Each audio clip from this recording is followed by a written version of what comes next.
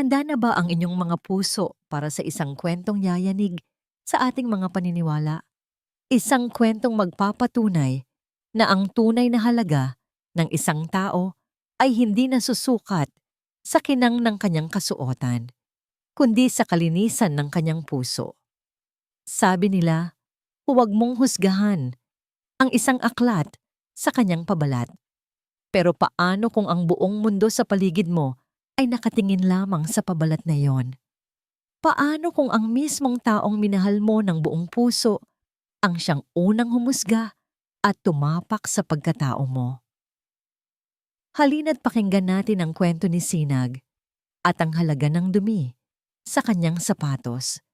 Ang hangin sa loob ng Perlas Wealth Bank ay kasing lamig ng marmol na sahig nito.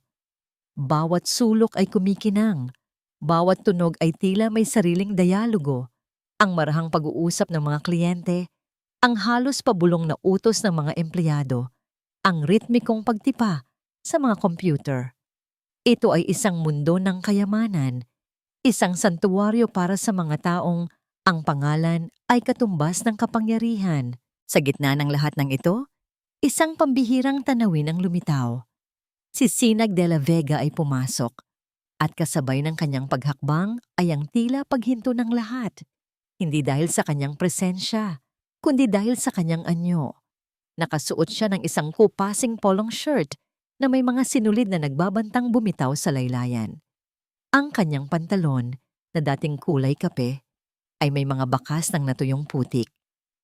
At ang kanyang mga sapatos, isang pares ng lumang sapatos na pangtrabaho, ay nag-iiwan ng maliliit na marka ng lupa sa perpektong kinang ng sahig sa bawat hakbang niya.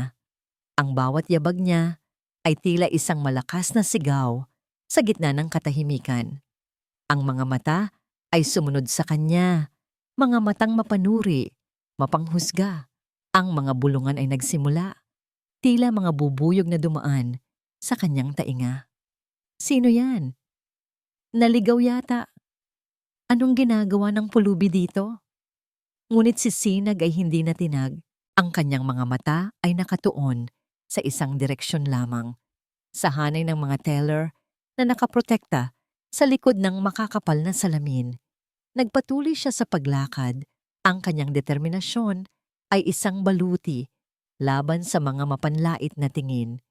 Huminto siya sa isang bakanteng linya. Sa kanyang pagharap, ang mundo niya ay muling gumuho, tulad noong araw na iniwan siya sa Baryo Amihan. Ang babaeng nasa likod ng salamin, ang babaeng nakasuot ng unipormeng nagpapatingkad sa kanyang ganda, ang babaeng may pangalang Mahalina Cortez na nakaukit sa isang gintong nameplate sa kanyang dibdib, ay ang babaeng minsan niyang pinangakuan ng habambuhay.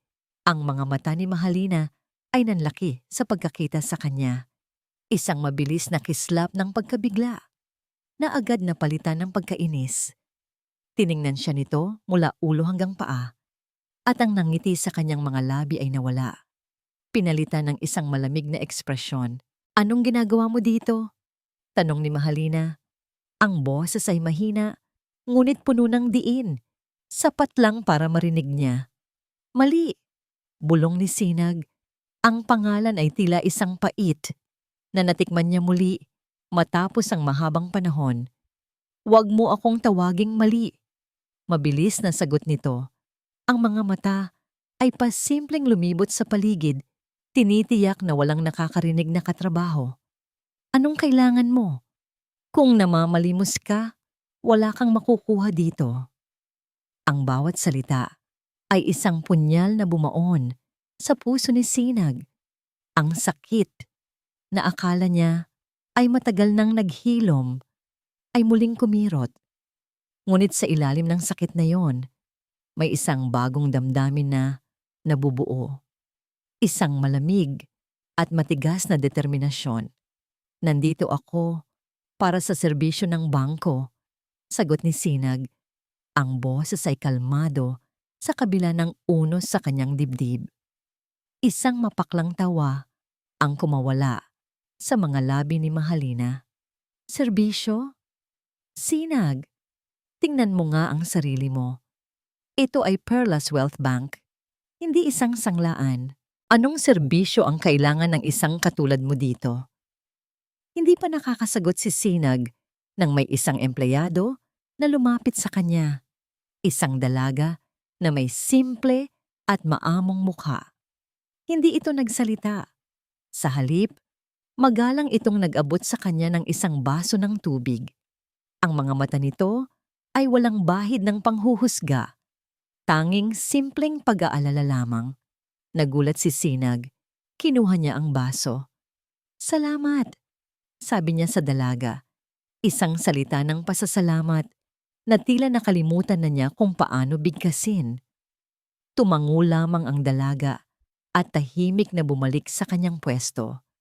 Ang simpleng kabaitang yon ay tila mas nagpainit sa ulo ni Mahalina. Ang makita na may ibang taong nagpakita ng respeto sa lalaking kinahihihiya niya ay isang insulto sa kanya. Sa kanyang pag-ikot pabalik sa counter, sinadya niyang mabunggo ang braso ni Sinag. Ang hawak niyang tasa ng mainit na kape ay tumapon. Ang itim at kumukulong likido ay bumuhos sa kupasing damit ni Sinag, lumikha ng isang malaking mantsa sa kanyang dibdib. "Ay!" sigaw ni Mahalina, ang boses ay puno ng pagkukunwari. "Sorry, hindi ko sinasadya.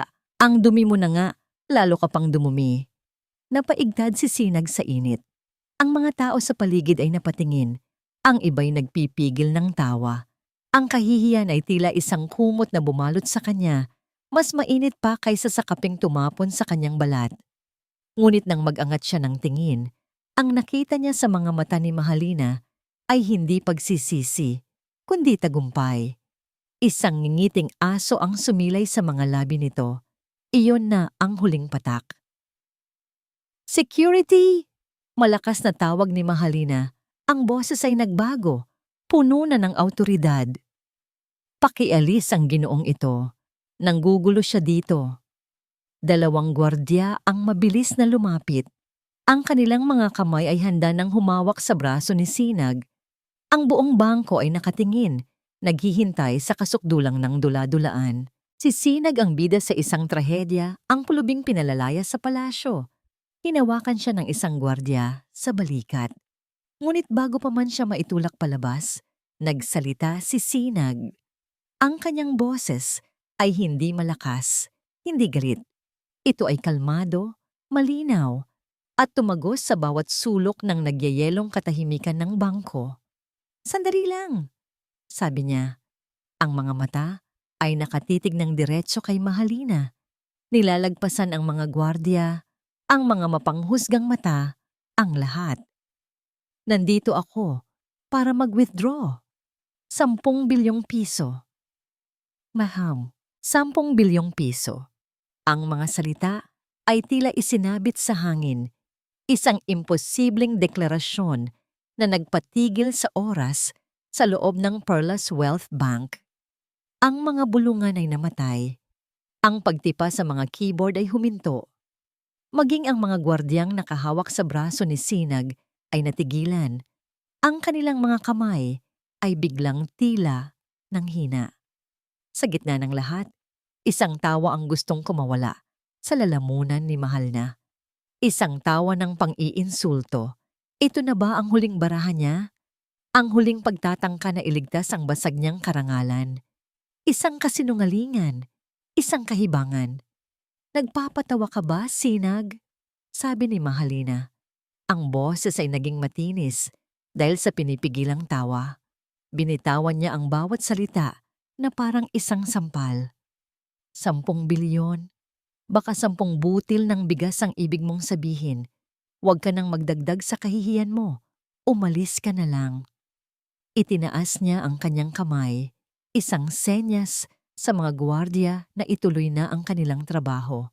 Ngunit si Sinag ay hindi gumalaw. Ang mga mata niya ay nanatiling nakatitig sa kanya, malamig at walang emosyon, na para bang isa siyang salamin na basag na at wala ng halaga. "Kailangan ko ng patunay, Ginoo." Sabat ng branch manager na si Mr. De Leon na mabilis na lumapit upang mamagitan. Ang kanyang mukha ay seryoso, nais na tapusin ang eksena sa lalong madaling panahon. account number o anumang identification. Para kay Mahalina, ito na ang katapusan ng palabas. Ano ang ilalabas niya? Isang sedula mula sa kanilang baryo? Isang lumang resibo? Ngunit sa kabila ng lahat ng inaasahan niya, kalmadong isinuksok ni Sinag ang kamay sa kanyang bulsa. Ang inilabas niya ay hindi isang maruming papel, kundi isang luma at gasgas na pitaka. Sa pagbukas nito, ang laman ay hindi mga perang papel. Iisang card lamang ang naroon. Isang itim na card na gawa sa metal na may kinang na naiiba sa lahat. Hindi ito pamilyar kay Mahalina, ngunit sa pagkakita ni Mr. De Leon dito, ang kanyang mga mata ay bahagyang nanlaki. "Pakisuri po," sabi ni Sinag. Iniabot ang card sa manager. Nanginginig ang kamay ni Mr. De Leon nang kunin ito. May pag-aalinlangan sa kanyang mukha, ngunit mayroon ding bahid ng propesyonal na obligasyon. Tumalikod siya at naglakad patungo sa pinakamalapit na terminal. Ang bawat hakbang ay tila mabigat. Si Mahalina ay nakasunod ng tingin. Ang kanyang puso ay kumakabog sa inip. "Sige, tingnan mo," para matapos na ang kahibangang ito. Ang mga daliri ng manager ay nag-umpisang tumipa sa keyboard. Ang tunog ay tila umalingaw-ngaw sa buong bangko. Ilang sandali ng katahimikan. Pagkatapos, nakita ito ni Mahalina. Ang pagbabago. Ang mga balikat ni Mr. De Leon ay biglang nanigas. Ang kanyang pagtipa ay bumagal. Pagkatapos ay huminto. Dahan-dahan siyang sumandal sa kanyang upuan na para bang bigla siyang naubusan ng lakas. Ang kulay sa kanyang muka ay unti-unting nawala, napalitan ng isang maputlang-maputla na anyo. Ang kanyang mga mata na nakatitig sa screen ay nanlalaki sa purong pagkabigla. Hindi maari. Dahan-dahang lumingon si Mr. De Leon. Ang tingin niya kay Sinag ay hindi na tingin sa isang pulubi. Ito ay tingin na puno ng pagkamangha, paggalang, at higit sa lahat, takot. Sir! Nagsimulang magsalita ang manager. Ang kanyang boses ay naging garalgal. Lumunok siya. Sinusubukang bawiin ang kanyang tindig. "Sir, De La Vega." Ang paggamit ng sir ang siyang gumimbal sa buong pagkatao ni Mahalina. Ang tunog na yon ay mas malakas pa sa isang pagsabog. Biglang nagbago ang lahat. Ang dalawang gwardiya na kanina inakahawak kay Sinag ay mabilis na umatras. Ang kanilang mga postura ay naging magalang. Ang mga empleyado na kanina'y nagbubulungan at nagtatawanan ay biglang naging abala sa kanilang mga lamesa. Ngunit ang kanilang mga mata ay pasulyap-sulyap sa takot. Ang hangin ay napuno ng isang bagong uri ng tensyon. Isang tensyon na ipinanganak mula sa katotohanang kasinlaki ng 10 bilyong piso. Ang mundo ni Mahalina ay gumuho. Ang sahig na marmol sa ilalim ng kanyang mga paa ay tila naging malambot na putik. 10 bilyon. Ang mga zero ay nagsayawan sa kanyang isipan. Isang nakakahilong numero na hindi niya kayang unawain. Ang lalaking tinapunan niya ng kape, ang lalaking tinawag niyang pulubi, ang lalaking ipinahiya niya sa harap ng lahat, ay isang bilyonaryo. Isang malamig na pawis ang tumulo sa kanyang likod. Ang kanyang karera, ang kanyang posisyon, ang kanyang kinabukasan. Lahat ay nag-flash sa harap ng kanyang mga mata. "Sinag," sabi niya. Ang kanyang boses ay isang pabulong na puno ng desperasyon. Lumakad siya palapit. Ang kanyang mga mamahaling takong ay hindi na tunog ng kumpiyansa, kundi ng pagkataranta. "Sinag, sir," patawad. Hindi ko alam." Ngunit si Sinag ay hindi tumingin sa kanya. Ang kanyang mga mata ay nanatiling malamig. Inayos niya ang kanyang kupasing polo, kung saan malinaw pa rin ang madilim na mantsa ng kape. "Ang kape," sabi niya. Ang boses ay kalmado, ngunit ang bawat salita ay may bigat. Malamig na. Ang mga salitang iyon ay mas masakit kaysa sa isang sampal, isang pagtataboy, isang deklarasyon na huli na ang lahat. Binaliwala siya ni Sinag. Ang kanyang atensyon ay lumipat, hindi sa nagmamakaawang mukha ni Mahalina, kundi sa nanginginig na branch manager at sa harap ng lahat ng empleyado at kliyente na nakatingin sa kanila. Nagtanong si Sinag ng isang simpleng tanong na nagpadala ng yelo sa mga ugat ni Mahalina. Sino ang empleyadong nagbigay sa akin ng tubig kanina? Ang mga mata ni Sinag ay lumibot sa bangko. Nilagpasan siya na parang hindi siya umiiral at huminto sa isang sulok. Sa babaeng may maamong mukha na ngayon ay nakatayong takot na takot sa tabi ng kanyang mesa. Kay Clara, ang pangalan niya. Binigkas ni Ginoong Sinag de la Vega ang pangalan niya. Para kay Clara Santos, ang tunog na yon ay mas nakakabingi kaysa sa katahimikang biglang bumalot sa buong Perlas Wealth Bank. Ang lahat ng mata na kanina'y nakatutok sa bilyonaryo at sa naghihinagpis na si Mahalina ay sabay-sabay na lumingon sa kanya. Naramdaman niya ang bawat tingin, tila maliliit na karayom na tumutusok sa kanyang balat. Ang puso niya ay nagsimulang tumakbo, isang kabayong mailap sa loob ng kanyang dibdib. Ano ang ginawa niya? Lalong lumakas ang kabog nito. Bawal ba ang magbigay ng tubig? Isa ba yung paglabag sa patakaran ng bangko na hindi niya nabasa? Baka isipin nilang kasabwat siya ng pulubi na ito. Baka isipin nilang bahagi siya ng kung anong palabas na naganap. Ang isip niya ay naglakbay sa kanyang pamilya, sa probinsya, sa mga kapatid na pinapaaral niya. Hindi siya pwedeng mawalan ng trabaho. Sir? Narinig niyang sabi ni Mr. De Leon. Ang boses nito ay puno ng pagtataka. Siya! Ulit ni Sinag. At sa pagkakataong ito, ang mga mata niya ay direktang nakatitig kay Clara. Walang galit, walang pagbabanta.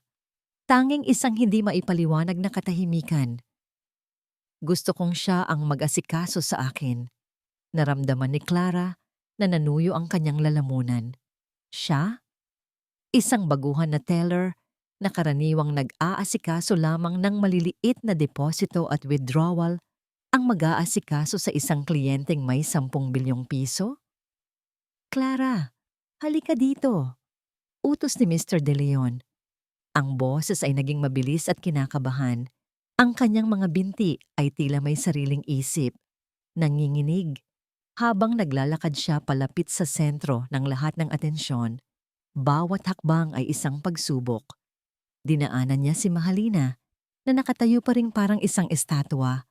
Ang muka ay blanko sa pagkabigla at takot. Dalhin mo si Sir De La Vega sa VIP lounge, sabi ni Mr. De Leon. Halos pabulong na sa kanya. At kahit anong hilingin niya, ibigay mo. Malinaw? Oo po, sir. Nauutal na sagot ni Clara. Sumunod siya sa likuran ni Sinag, na ngayon ay iginagabay na ng manager na si Mr. De Leon na para bang ito ay isang hari. Ang mga tao ay humahawi sa kanilang daraanan. Naramdaman ni Clara na para siyang isang maliit na bangkang de papel na sumusunod sa agos ng isang malaking barko. Ang VIP lounge ay isang mundo sa loob ng isang mundo. Ang mga upuan ay malalambot. Ang ilaw ay mahinahon. At ang hangin ay may amoy ng mamahaling pabango at bagong perang papel. Isang hiwalay na mundo mula sa kanyang maliit na apartment na inuupahan. Ano po ang gusto ninyong inumin, sir? Kape? Juice? Champagne? Sunod-sunod na alok ni Mr. De Leon. Ang ngiti ay hindi maalis sa kanyang mukha. Hindi sumagot si Sinag. Umupo siya sa isa sa mga leather na sofa. At ang kupasin niyang damit ay tila isang insulto sa karangyaan ng lugar. Ngunit wala nang nangahas na tumingin sa kanya nang may panghuhusga. Ang 10 bilyong piso ay isang mabisang pangkulay. Kayang gawing ginto ang kahit anong basahan. Gusto ko lang siyang makausap, sabi ni Sinag. Ang kanyang tingin ay bumaling kay Clara na nakatayong hindi mapakali sa tabi ng pinto. Pagkatapos ay tumingin siya kay Mr. De Leon. Kaming dalawa lang. Sige po, sir. Siyempre po. Mabilis na sagot ng manager. Bago umalis, binigyan nito si Clara ng isang tingin na nagsasabing, "Huwag kang magkakamali." Nang magsara ang pinto, ang katahimikan ay naging mas mabigat. Silang dalawa na lang, ang bilyonaryo at ang teller na nagbigay sa kanya ng tubig. "Maupo ka, Miss Santos," sabi ni Sinag. Ang kanyang boses ay mas malumanay na ngayon. Sumunod si Clara, umupo sa dulo ng upuan sa tapat niya. Ang kanyang mga kamay ay magkadikit sa kanyang kandungan. Ilang sandali silang hindi nagsalita. Tinitingnan lang siya ni Sinag. At sa ilalim ng tinging iyon, unti-unting nawala ang takot ni Clara. Ang nakita niya sa mga mata nito ay hindi kapangyarihan o pagmamataas, kundi isang malalim na kalungkutan, isang pagod na kaluluwa. "Salamat sa tubig kanina." Basag ni Sinag sa katahimikan. Wala po yun, sir." Mabilis na sagot ni Clara. "Huwag mo akong tawaging sir. Sinag na lang," sabi niya. Isang bahagyang ng ngiti ang sumilay sa kanyang mga labi, ngunit hindi umabot sa kanyang mga mata. "Importante sa akin ang tubig na yun.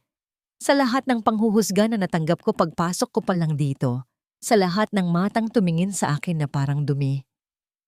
Yung baso ng tubig mo ang nag-iisang kabaitan na naramdaman ko." Naramdaman ni Clara na namula ang kanyang mga pisngi. "Lahat naman po tayo nauuhaw." Mahina niyang sagot, hindi sigurado kung saan nanggaling ang mga salitang iyon. Napatingin sa kanya si Sinag na para bang ngayon lang siya tunay na nakita. "Taga saan ka, Clara?" "Sa probinsya po, sa Lucena," sagot niya. "Umalis po ako para makipagsapalaran dito sa Hiraya para matulungan ang pamilya ko." Tumango si Sinag, isang tango ng pagkaunawa. "Ako rin. Taga-probinsya lang. Isang maliit na baryo sa tabi ng dagat. Alam mo, doon sa amin, ang halaga ng tao ay hindi sa suot niya. Nasa tibay ng kanyang mga braso sa paghila ng lambat, nasa sinseridad ng kanyang pakikipagkapwa-tao." Nagkwento siya, hindi tungkol sa kanyang yaman, kundi tungkol sa hirap. Tungkol sa kung paano nagbabago ang mga tao kapag nasilaw na sa kinang ng pera. Hindi niya binanggit ang pangalan ni Mahalina, ngunit naramdaman ni Clara na ang bawat salita ay may pinanggagalingang malalim na sugat. Nakita niya ang isang lalaking nasaktan, isang lalaking biktima ng isang mundong masyadong mabilis humusga. Ang takot sa kanyang dibdib ay napalitan ng paghanga. At ngayon, ng isang malalim na simpatya. Habang sila'y nag-uusap, napasulyap si Clara sa salamin ng pinto ng lounge. Sa labas, nakita niya ang anino ni Mahalina. Nakatayo ito sa malayo, ngunit kitang-kita niya ang paraan ng pagkakakuyom ng mga kamao nito. Ang mga mata nitong nakatingin sa kanilang direksyon ay tila nag-aapoy sa galit at desperasyon. Mabilis na ibinalik ni Clara ang kanyang tingin kay Sinag. Ang simpleng kabaitan niya ay naglagay sa kanya sa gitna ng isang digmaan na hindi niya naiintindihan. Maya-maya, tumayo na si Sinag. Tumayo na rin si Clara. "Salamat sa oras mo, Clara," sabi ni Sinag. "Walang anuman po, Sinag," pagtatama niya sa sarili. Naglakad sila palabas ng lounge. Si Mr. De Leon ay agad na sumalubong sa kanila. Ang buong bangko ay nagkunwaring abala, ngunit alam ni Clara na lahat ay nakikinig. Huminto si Sinag sa gitna ng lobby. Hindi siya tumingin kay Mahalina, hindi siya tumingin kay Clara. Ang kanyang tingin ay nasa branch manager. Ngunit ang kanyang boses ay malakas at malinaw. Para marinig ng lahat, "Babalik ako." Isang sandaling paghinto. At may mga pagbabagong mangyayari sa bangkong ito. Ang penthouse ni Sinag ay isang paraiso sa kalangitan. Isang palasyong gawa sa salamin at bakal na nakatingin sa kumikinang na dagat ng mga ilaw ng lungsod ng Hiraya. Dito, ang ingay ng syudad ay nagiging isang mahinang ugong na lang. Dito, ang mundo ay nasa kanyang paanan.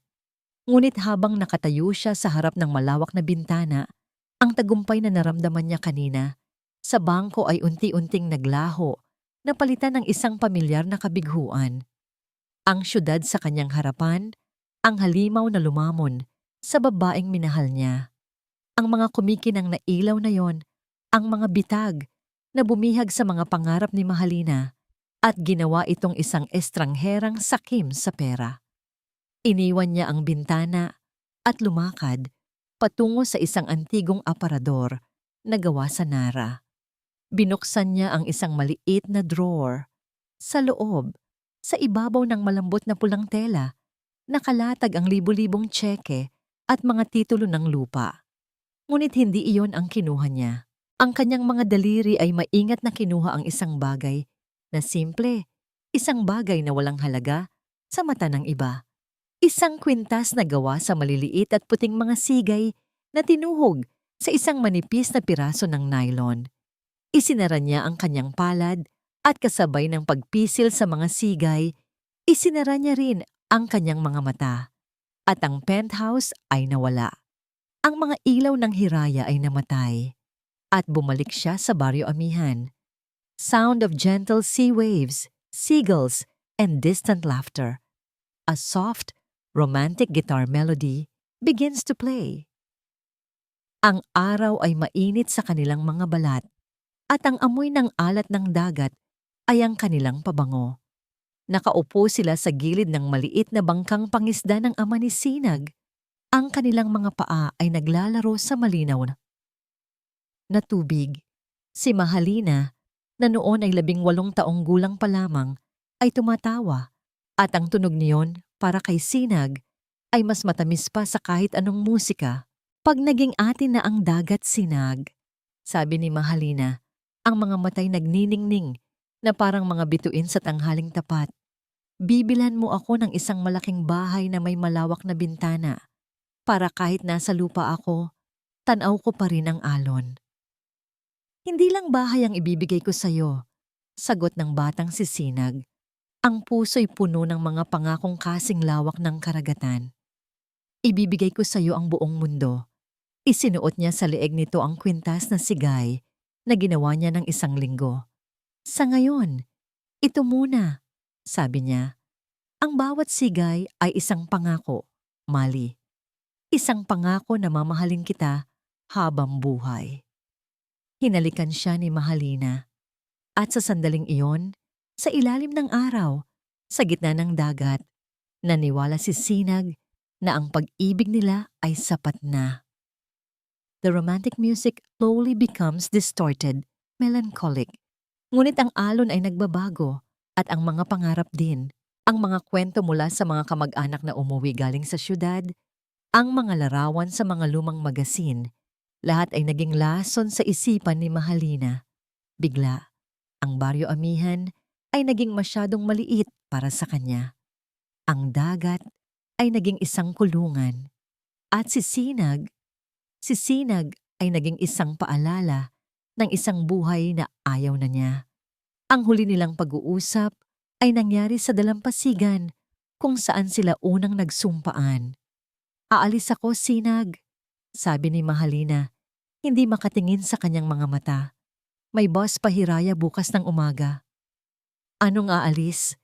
Gulat na tanong ni Sinag. Paano tayo? Paano ang mga pangarap natin? Pangarap mo, Sinag? Hindi pangarap ko, sagot nito. Ang boses ay malamig at matigas. Ayoko nang maging asawa ng isang mangingisda. Ayoko nang mabuhay sa amoy ng isda at sa hirap. May buhay sa labas ng baryong ito. Isang buhay na hindi mo kayang ibigay sa akin. Ang bawat salita ay isang alon na humampas sa pagkatao ni Sinag. Winawasak ang lahat ng kanyang pinaniniwalaan. Pera lang ba ang mahalaga sa'yo, Mali? Tanong niya. Ang boses ay basag. Biglang hinablot ni Mahalina ang kwintas na sigay sa kanyang leeg. Ang nylon ay naputol. Ang mga puting sigay ay kumalat sa buhanginan na parang mga luha. Ito? Sabi niya na may pang-iinsulto. Ano ang mabibili nito, Sinag? 1 kilo ng bigas. Huwag kang maging katawa-tawa. Ang mga pangako mo ay kasing walang halaga ng mga batong ito. Iniwan niya si Sinag na nakaluhod sa buhanginan. Pinupulot ang bawat piraso ng kanilang nasirang pangako. Sound of a rickety bus engine starting and driving away. Kinabukasan, naroon siya. Nakatayo sa ilalim ng isang puno ng niyog. Pinanood niya ang bus na paalis. Sa bintana, nakita niya si Mahalina. Nagtama ang kanilang mga mata sa huling pagkakataon. Ngunit walang lungkot sa mga mata nito. Walang pagsisisi. Tanging determinasyon at isang malamig na pamamaalam. At habang nilalamon ng alikabok ng daan ang papalayong bus, gumuho ang mundo ni Sinag de la Vega. Sound returns to the quiet hum of the penthouse. The melancholic music fades. Idinilat ni Sinag ang kanyang mga mata. Naroon pa rin siya sa kanyang penthouse. Ang mga ilaw ng hiraya ay naroon pa rin. At sa kanyang palad, ang kwintas na sigay na muli niyang binuo, piraso bawat piraso. Ang kwintas na hindi niya kailanman magawang itapon. Pinagmasdan niya ang kanyang refleksyon sa madilim na salamin ng bintana. Ang lalaki sa salamin ay iba na, mayaman, makapangyarihan, ngunit sa loob, siya pa rin ang binatang mangingisda na naiwan sa dalampasigan, naghihintay sa pagbabalik ng isang pag-ibig na matagal nang nalunod sa dagat ng kasakiman. Ang pagpunta niya sa bangko kanina ay hindi lang tungkol sa pera. Ito ay tungkol sa pagbawi. Pagbawi sa karangalang tinapakan, sa pusong dinurog. Ngunit ngayon, sa katahimikan ng kanyang tagumpay, isang tanong ang bumabagabag sa kanya. Sulit ba ang lahat? Bigla, isang matinis na tunog ang bumasag sa katahimikan. Sound of a modern smartphone vibrating on a wooden surface. Ang kanyang telepono, nakapatong sa ibabaw ng aparador. Umilaw ang screen. Tumingin siya rito. Isang pangalan ang nakasulat. Isang pangalan na nagpabilis sa tibok ng kanyang puso. Hindi sa pagmamahal, kundi sa isang halo ng galit at pait. Mahalina Cortez is calling.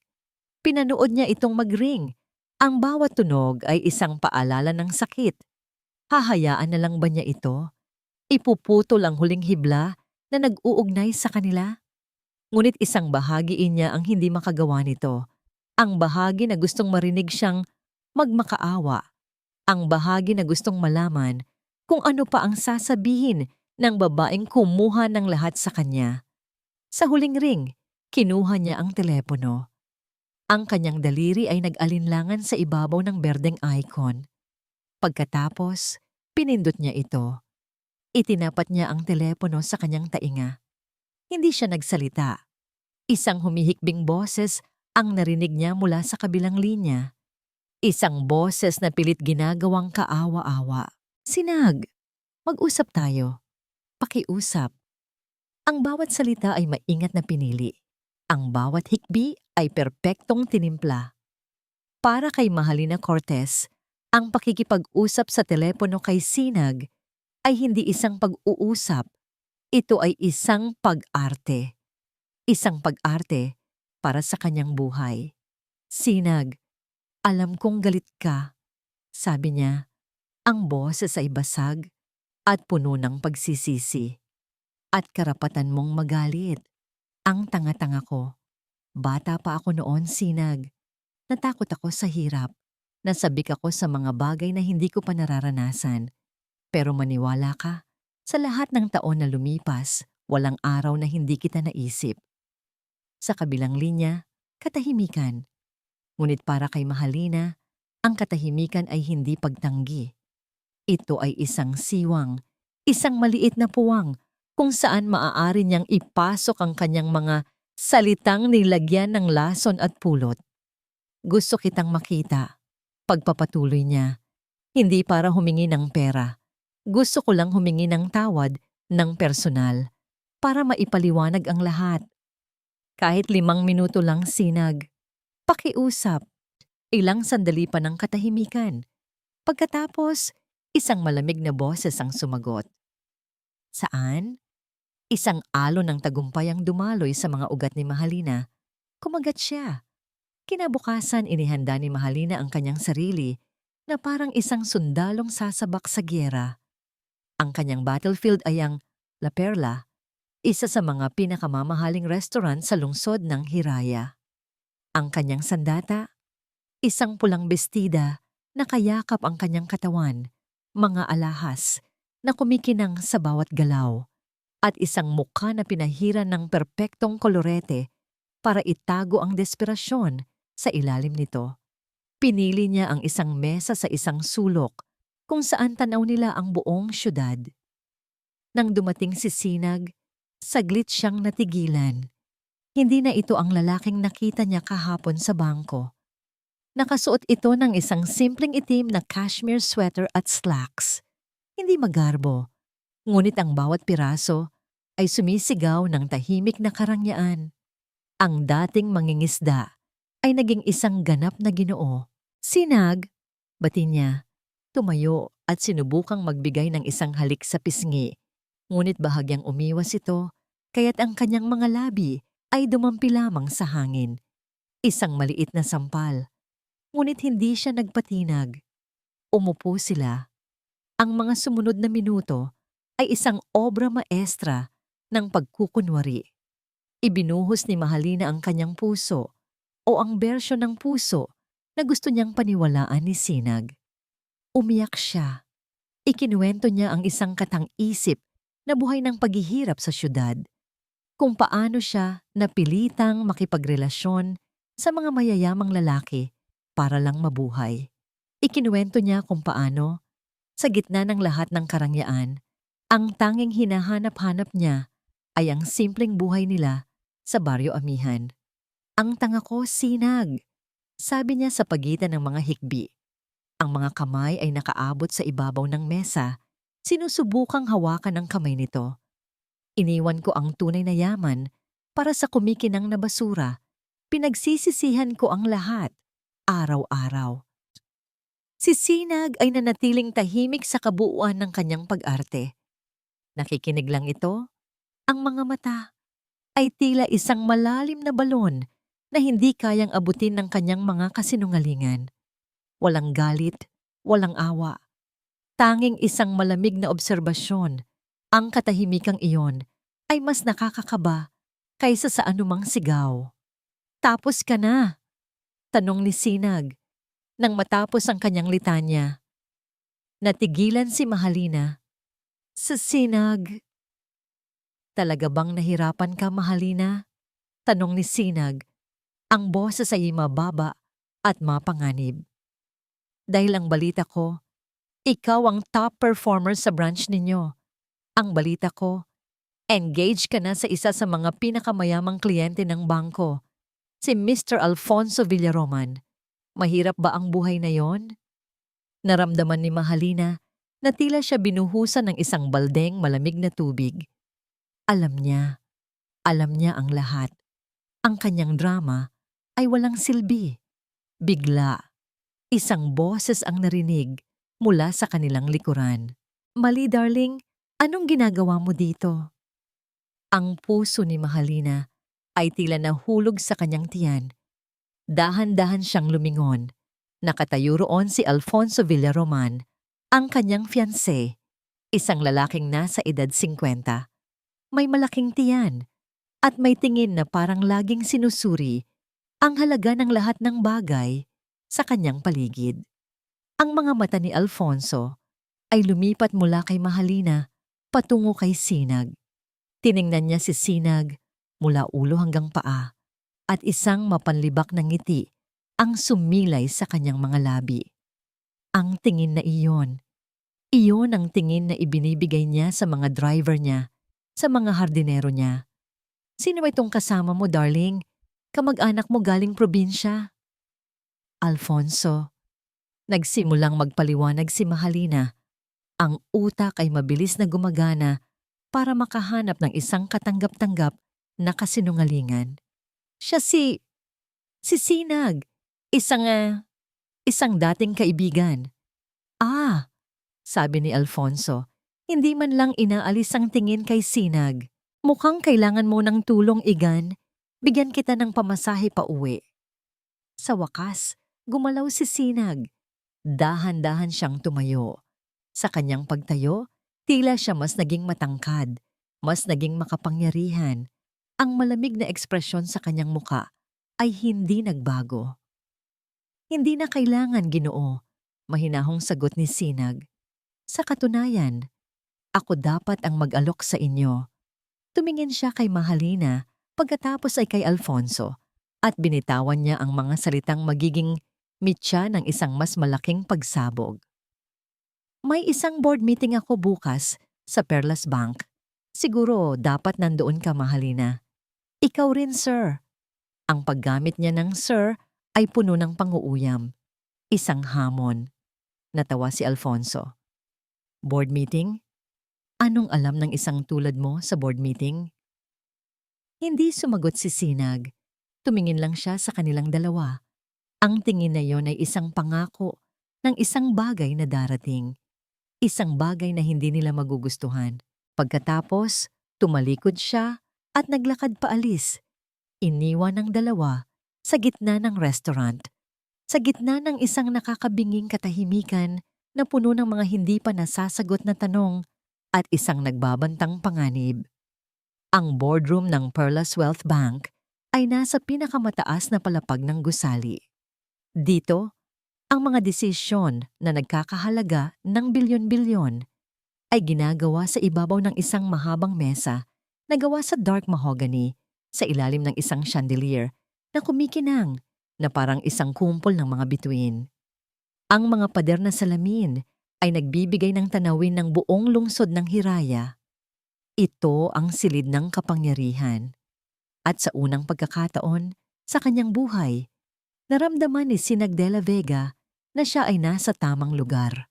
Nakaupo na ang mga miyembro ng board, mga matatandang lalaki at babae na may mga apelyidong kasing bigat ng kanilang mga bank account. Ang kanilang mga tingin kay Sinag ay puno ng pagtataka at bahagyang inis. Para sa kanila, siya ay isang misteryosong anomalya, isang mayamang kliyente. Oo, ngunit isang taong walang lugar sa kanilang sagradong pagpupulong. Pagkatapos, pumasok sina Mahalina at Alfonso. Si Alfonso ay naglalakad na tila pag-aari niya ang lugar. Ang kanyang tiyan ay nauuna. Isang malawak na ngiti sa kanyang mukha. Si Mahalina ay nasa tabi niya. Ang kanyang pulang bestida ay isang sigaw ng kumpiyansa, ngunit ang kanyang mga mata ay hindi mapakali. Palipat-lipat ng tingin mula kay Sinag patungo sa mga miyembro ng board. Akala ko ba ay board meeting ito? Bulong ni Alfonso kay Mahalina. Sapat na para marinig ng ilan. Bakit may inimbitahan tayong mangingisda? Isang mahinang tawanan ang narinig mula sa ilang miyembro. Hindi kumibo si Sinag. Hinayaan niya silang magsalita. Hinayaan niya silang magpakita ng kanilang tunay na kulay. Bawat insulto, bawat mapanlibak na ngiti ay panggatong lamang sa apoy na naglalagablab sa kanyang dibdib. Eksaktong 10:00 ng umaga, bumukas ang pinto. Pumasok ang isang lalaking nasa edad 40, nakasuot ng itim na suit at may dalang isang leather briefcase. Siya si Attorney Benjamin Romero, ang personal na abogado ng yumaong si Don Jacinto, ang dating may-ari ng imperyong ito. Magandang umaga sa inyong lahat, bati ng abogado. Ang kanyang boses ay formal at walang emosyon. Umupo siya sa isang bakanting upuan, malapit sa kabisera ng mesa. Attorney Romero, sabi ng chairman ng board. Ano ang dahilan ng biglaang pagpupulong na ito? Binuksan ni Attorney Romero ang kanyang briefcase at inilabas ang isang makapal na folder na may selyo. Nandito po ako para ipaalam sa inyo ang tungkol sa huling habilin at testamento ng yumaong si Don Jacinto Esteban. Isang katahimikan ang bumalot sa silid. Ang pangalan ni Don Jacinto ay palaging may kasamang respeto at takot. Siya ang nagtatag ng lahat ng ito. Gaya ng alam ninyo, pagpapatuloy ng abogado, si Don Jacinto ay walang asawa o anak. Ang kanyang buong yaman, ang kanyang buong legacy ay nakapaloob sa dokumentong ito. Itinaas niya ang folder. Ayon po sa huling habilin na pinagtibay na ng korte, ang lahat ng kanyang ari-arian, stocks at pag-aari ay ipinamamana niya sa iisang tao. Ang tensyon sa silid ay halos nahihipo. Ang mga miyembro ng board ay nagkatinginan. Si Alfonso Villaroman ay umayos ng upo. Ang kanyang mukha ay puno ng interes. Si Mahalina ay nakatingin sa abogado. Ang kanyang puso ay kumakabog. Ang taong ito, sabi ni Attorney Romero, ay ang siyang nag-alaga kay Don Jacinto sa kanyang mga huling araw. Isang taong itinuring niyang mas tapat pa sa isang tunay na anak.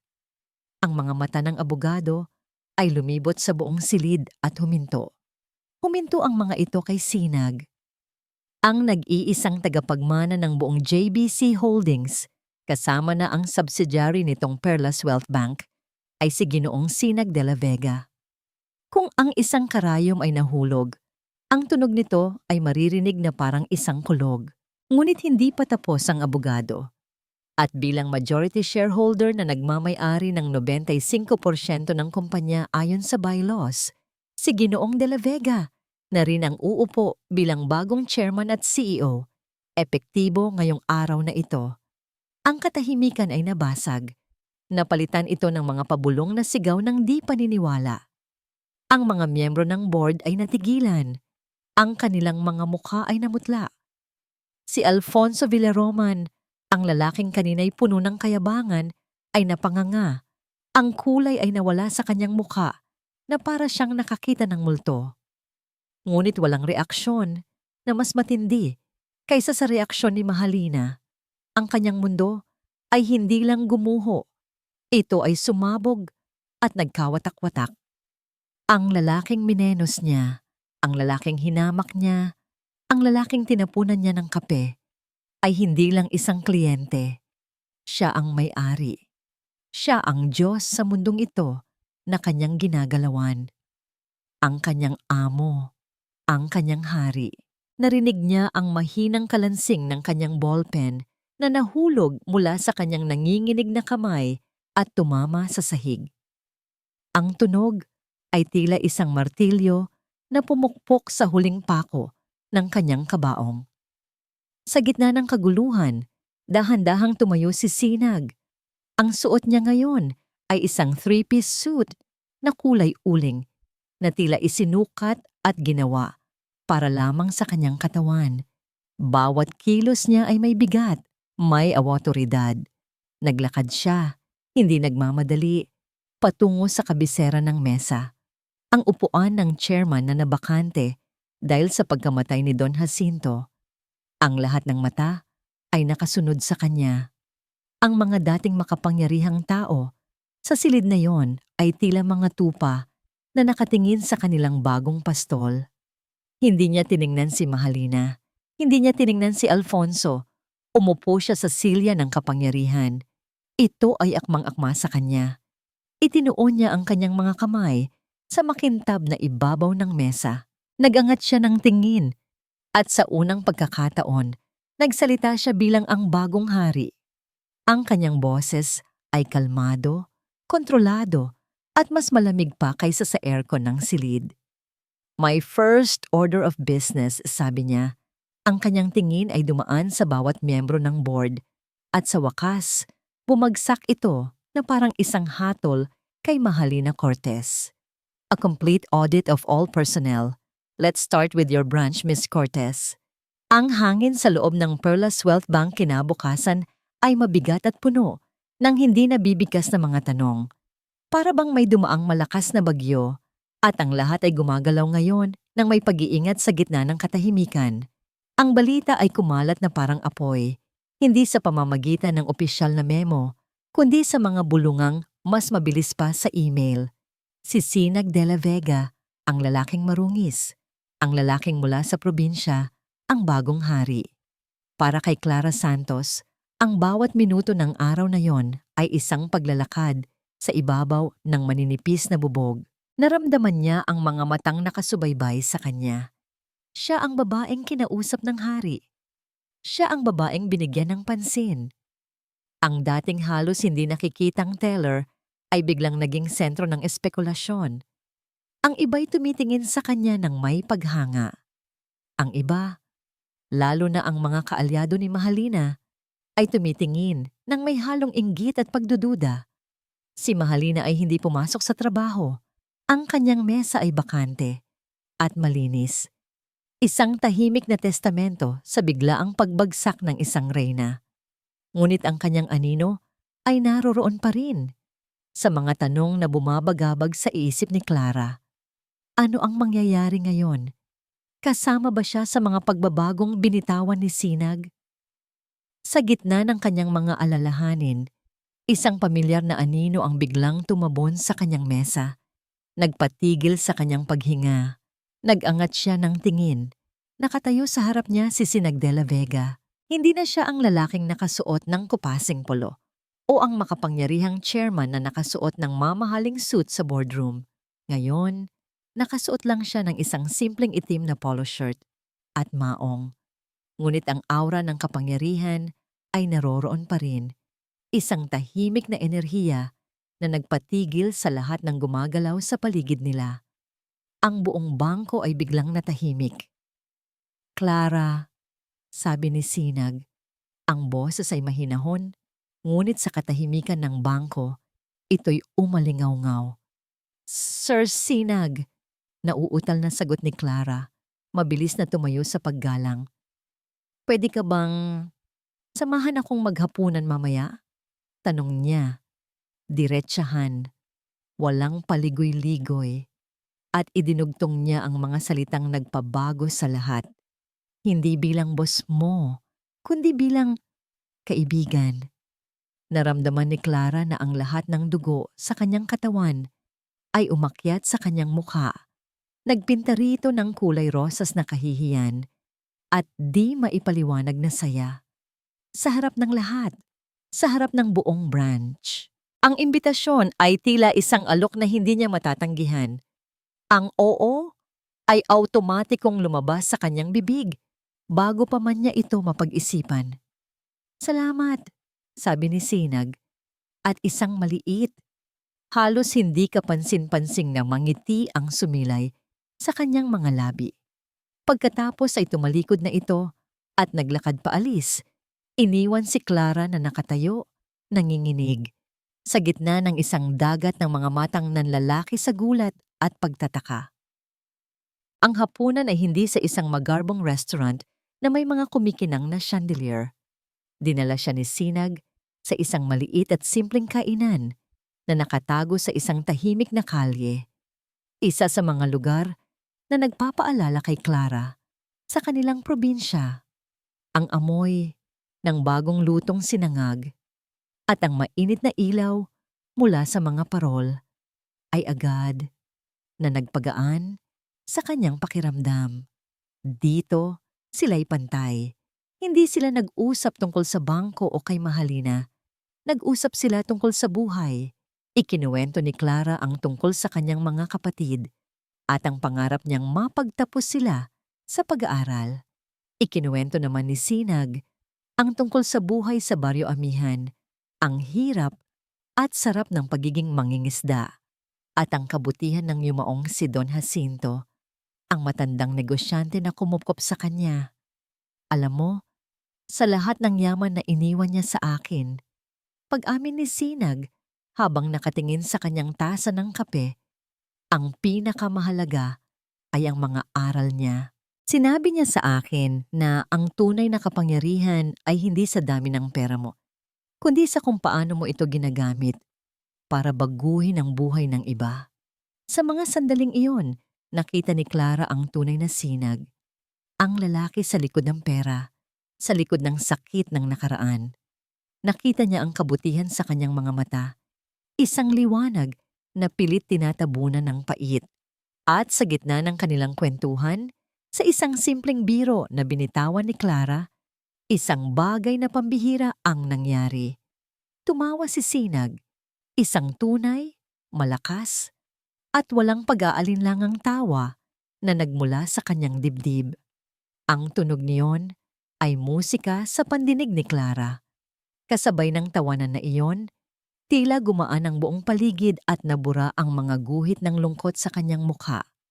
At sa sandaling iyon, naramdaman ni Clara ang isang kakaibang pintig sa kanyang puso. Isang kilig, isang pag-asa. Ngunit sa labas ng kainan, sa kabilang kalsada, sa loob ng isang madilim na kotse, isang pares ng mga mata ang nagmamasid. Mga matang puno ng galit na parang nag-aapoy. Bawat tawa ni Sinag at Clara ay isang sampal kay Mahalina. Bawat tingin nila sa isa't isa ay isang punyal. At sa dilim, isang masamang plano ang nagsimulang mabuo sa kanyang isipan. Nang ihatid ni Sinag si Clara sa tapat ng kanyang apartment, ang gabi ay tahimik at payapa. "Salamat dito, Sinag," sabi ni Clara, isang matamis na ngiti ang hindi maalis sa kanyang mga labi. "Ako ang dapat magpasalamat," sagot ni Sinag. Humakbang siya palapit at, sa isang iglap ng tapang, marahan niyang hinawakan ang kamay ni Clara. Ang init ng kanyang palad ay nagpadala ng kuryente sa buong katawan ni Clara, isang init na nagpapahiwatig ng simula. "Salamat, Clara," ulit ni Sinag. Ang kanyang boses ay naging isang bulong na puno ng sinseridad. Ang kanyang mga mata ay nakatitig sa kanya, at sa mga matang iyon, nakita ni Clara ang isang bagong liwanag ng pag-asa. "Dahil sa'yo, pakiramdam ko may pag-asa pa." Ang sandaling iyon ay perpekto, isang pangako. Ngunit ang perpektong sandali ay madaling mabasag. Sound of a sharp, single phone vibration. Isang pamilyar na tunog ang bumasag sa kanilang katahimikan.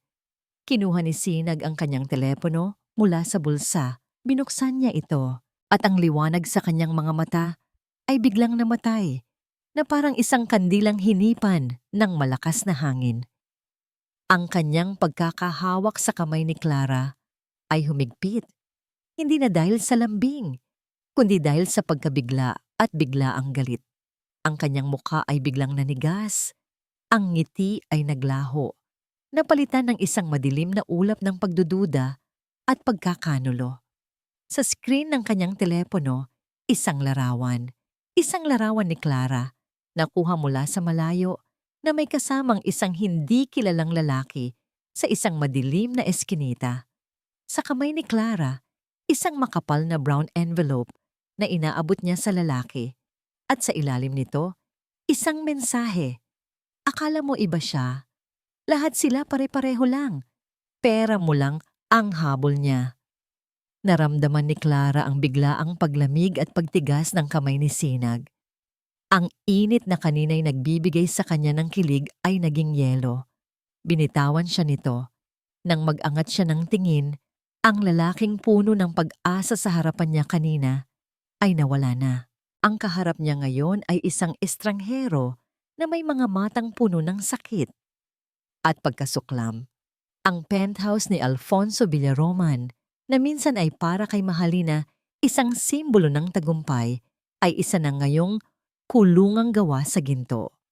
Matapos ang board meeting, ang pag-uwi niya dito ay sinalubong hindi ng yakap, kundi ng malamig na pagtataboy. "Tapos na tayo, Mahalina," sabi ni Alfonso, hindi man lang siya tinitingnan, habang ang kanyang mga katulong ay inilalagay ang mga damit ni Mahalina sa mamahaling maleta. "Hindi ako nag-aalaga ng talunan, at lalong hindi ako nakikipag-alyansa sa kaaway ng taong mas mayaman pa sa akin." Bawat salita ay isang sampal. Ang kanyang pangarap, ang kanyang seguridad.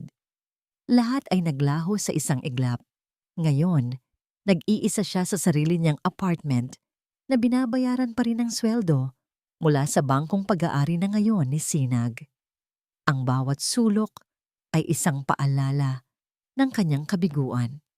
Ang pagkapahiya, ang pagkawala, ang galit. Ang mga ito ay umikot sa kanyang isipan na parang isang buhawi at sa gitna ng buhawing iyon, isang pangalan ang naging sentro ng lahat ng kanyang pagkasuklam. Clara Santos, ang babaeng iyon. Ang simpleng probinsyana na may maamong mukha. Ninakaw nito ang lahat sa kanya nang hindi man lang sinusubukan. Ang atensyon ni Sinag, ang posisyon na dapat ay sa kanya, ang paggalang. Kung hindi ka rin lang mapapasa akin, Sinag, bulong ni Mahalina sa kanyang baso ng alak, sisiguraduhin kong wala kang magiging masayang katapusan. Isang desisyon ang nabuo sa kanyang isipan. Isang desisyong kasing talim ng basag na bote. Kinuha niya ang kanyang telepono at tinawagan ang isang numero mula sa isang lumang contact list, isang pribadong investigador na minsan niyang ginamit para manmanan ang mga kalaban niya sa opisina. "May trabaho ako para sa'yo," sabi niya. Ang boses ay malamig at walang emosyon. May isang babae. Pangalan niya ay Clara Santos, trabahador sa Perlas Bank. Gusto kong malaman ang lahat tungkol sa kanya. Bawat galaw, bawat kausap. At gusto kong makahanap ka ng butas kahit gaano kaliit. Ang mga sumunod na araw ay isang laro ng paghihintay. Patuloy siyang hindi pumasok sa trabaho, nagdahilang may sakit. Ang totoo, hindi niya kayang harapin ang mga tinging mapanghusga sa opisina. Sa halip, ginugol niya ang kanyang oras sa paghihintay sa mga update mula sa investigador. Ang mga unang report ay nakakainis.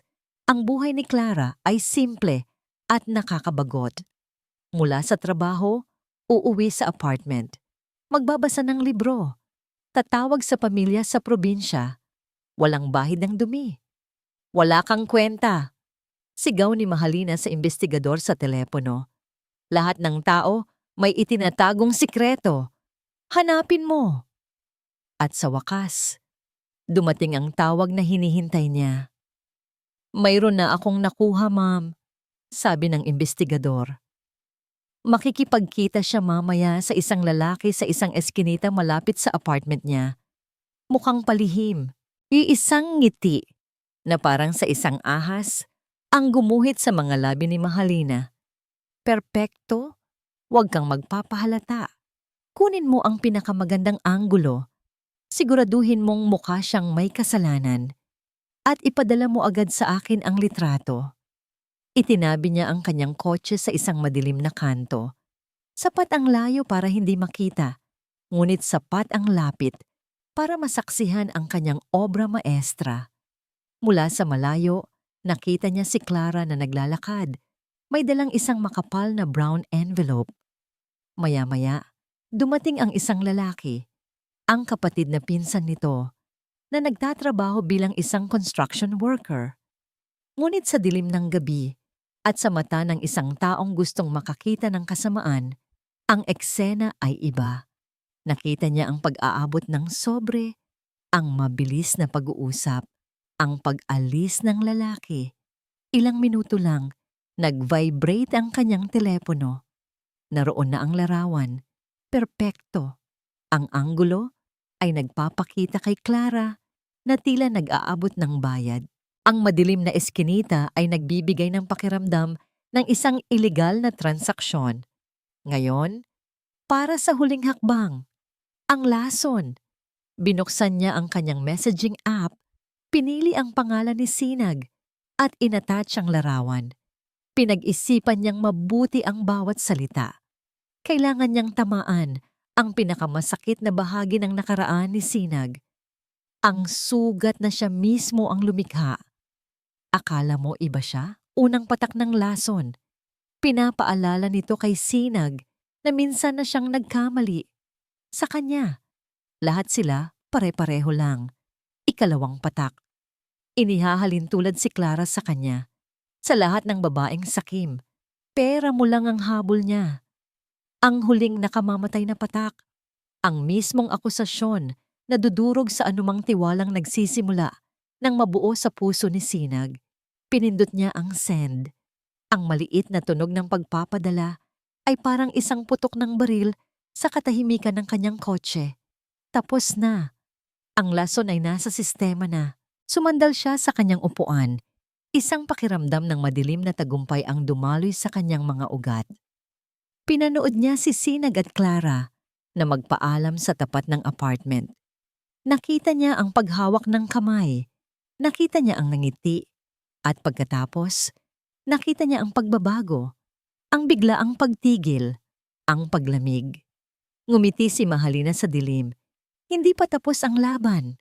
Sa katunayan, nagsisimula pa lang ito. Kinabukasan, sa opisina ng chairman, ang hangin ay mas malamig pa kaysa dati. Tinawag ni Sinag si Clara sa kanyang opisina. Pagpasok ni Clara, puno pa rin ng pag-asa, ngunit may halong pag-aalala dahil sa biglaang pagbabago ng mood ni Sinag kagabi. Nakita niya ito. Nakatayo si Sinag sa likod ng kanyang malaking mesa. Ang kanyang mukha ay parang isang maskarang gawa sa bato. Sa ibabaw ng makintab na kahoy, dalawang bagay ang nakalatag. Sa kaliwa, isang printout ng larawang ipinadala ni Mahalina. Sa kanan, isang puting sobre, isang termination letter. Sinag, ano to? Nanginginig na tanong ni Clara. Hindi siya sinagot ni Sinag. Ang mga mata nito ay puno ng isang sakit na pamilyar na kay Clara. Ang sakit ng isang taong muling pinagtaksilan. Akala ko, nagsimulang magsalita si Sinag, ang boses ay mababa at walang buhay. Iba ka. Isang sandaling paghinto. Nagkamali ako. Nang sumara ang pinto at nilamon ng pasilyo ang papalayong mga yapak ni Clara, ang bigat ng buong gusali ay tila bumagsak sa mga balikat ni Sinag.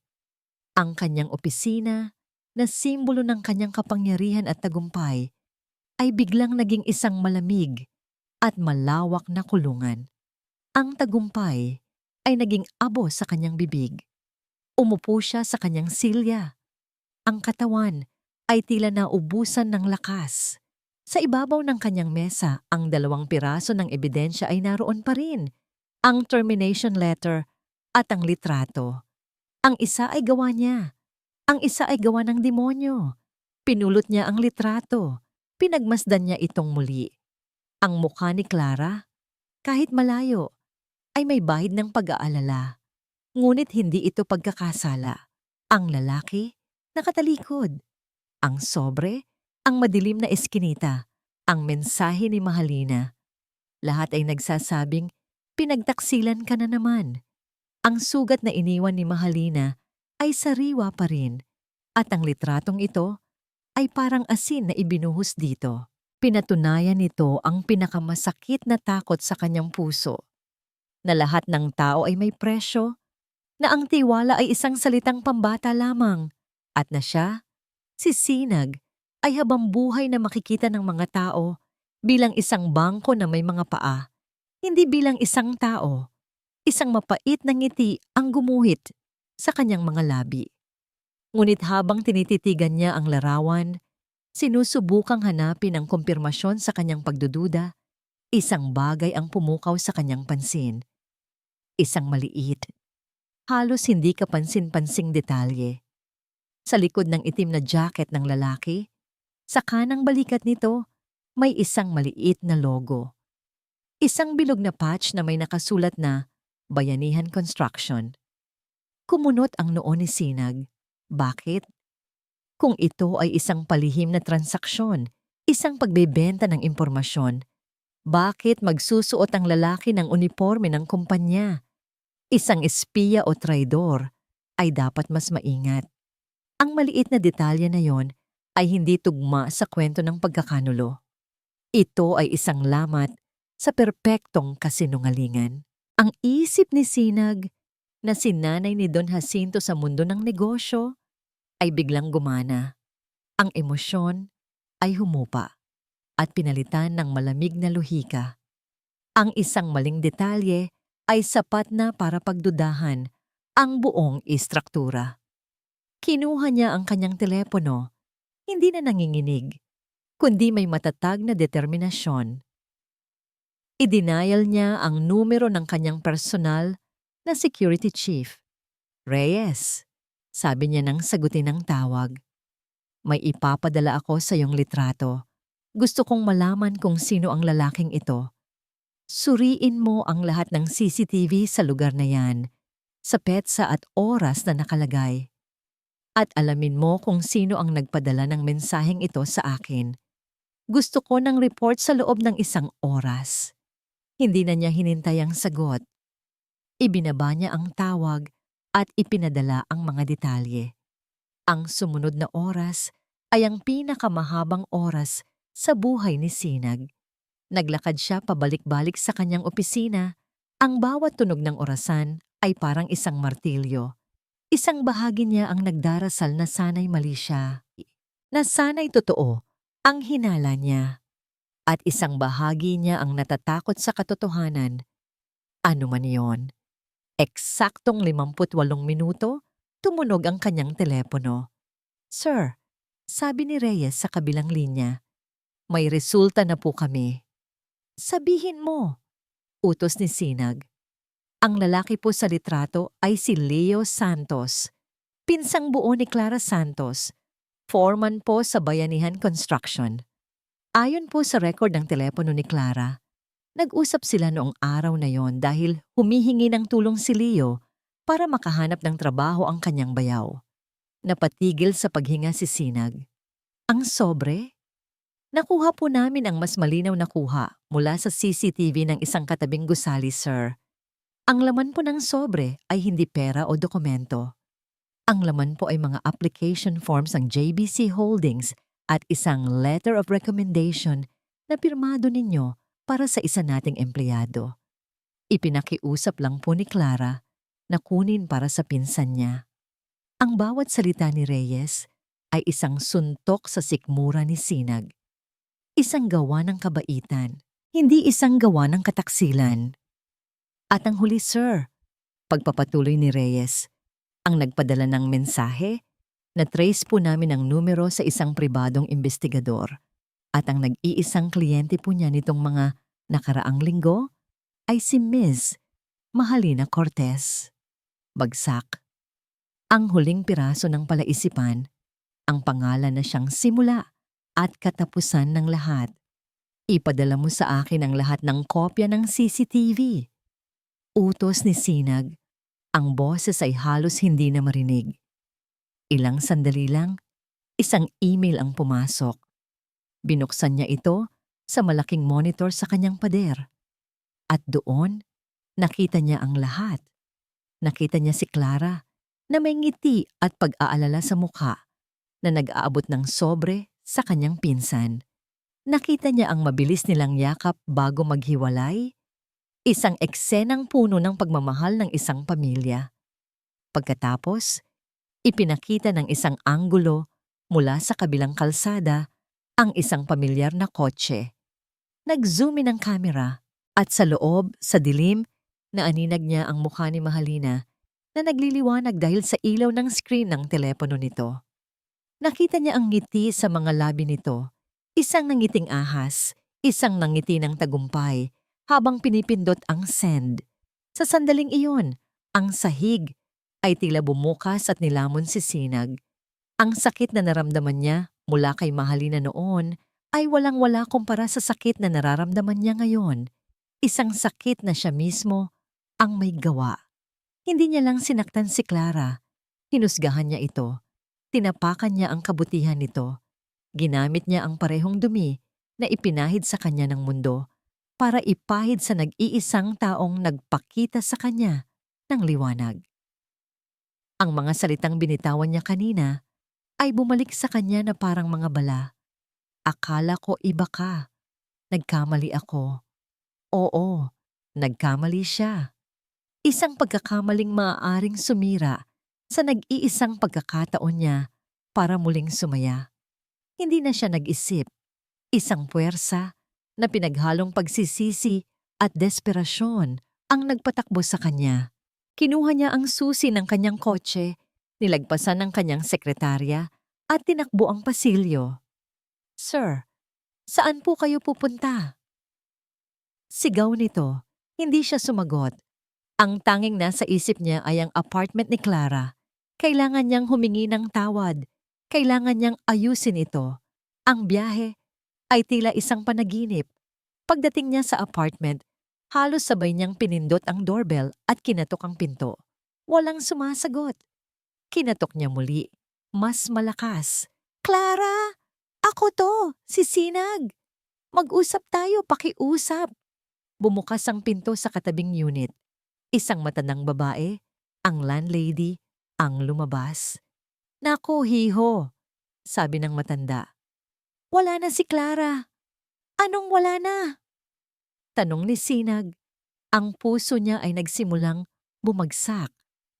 Umalis na po. Dala ang lahat ng gamit niya. Umuwi na raw po sa probinsya. Sabi niya, pagod na raw siya sa syudad. Tiningnan siya ng matanda na may awa. Kani-kanina lang po, sumakay na ng bus. Napatayo si Sinag na parang isang estatwa. Huli na siya. Ang bus ay papaalis na, dala ang babaeng sinaktan niya, papalayo sa kanya, papalayo sa syudad na pareho nilang kinamuhian at miminahal.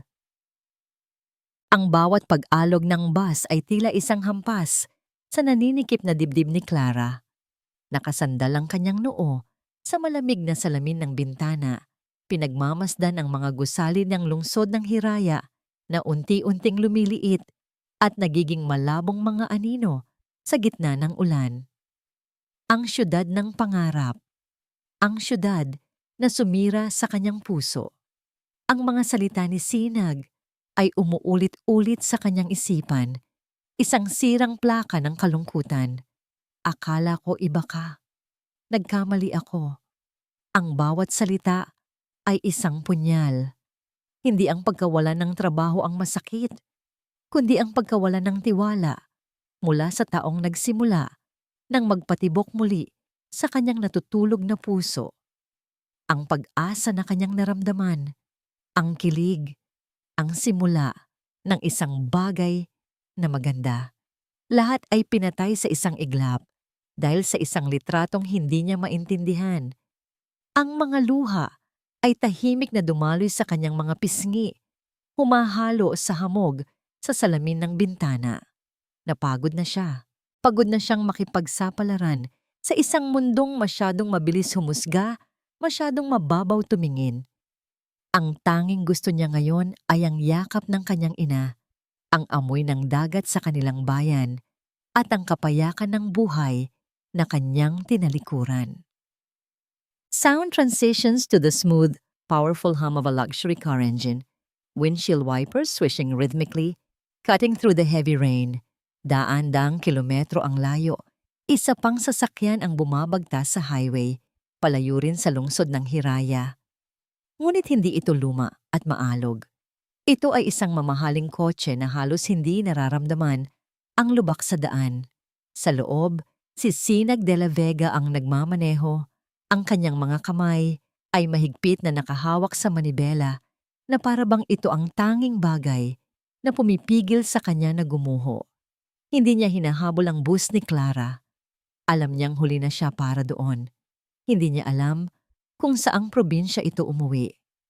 Ang kanyang pagmamaneho ay walang tiyak na destinasyon, kundi isang pagtakas mula sa kanyang opisina, mula sa kanyang pera, mula sa kanyang sarili.